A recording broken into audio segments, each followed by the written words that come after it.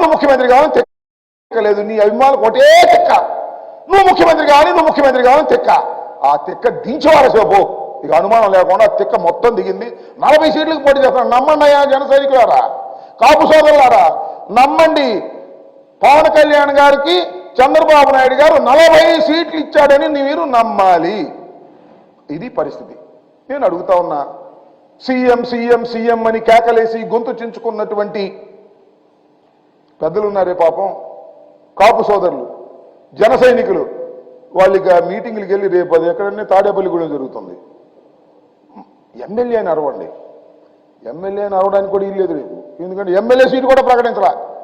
నాకు తెలియక అడుగుతా, చంద్రబాబు నాయుడు గారు ఎక్కడ పోటీ చేసేది ప్రకటించాడు, వాళ్ళ అబ్బాయి ఎక్కడ పోటీ చేసేది ప్రకటించాడు, వాళ్ళ బావమరిది బాలకృష్ణ మన లోకేష్ మా ఎక్కడ పోటీ చేస్తాడో ప్రకటించాడు. కానీ నీకు 24 సీట్లు ఇస్తే ఎక్కడ పోటీ చేస్తావో ప్రకటించుకునే దశలో ఉన్నాయో నాకు అర్థం కాలేదు. అంటే రహస్యమా? పోటీ చేయవా? పార్లమెంట్కి ఏమైనా పోటీ చేస్తావా?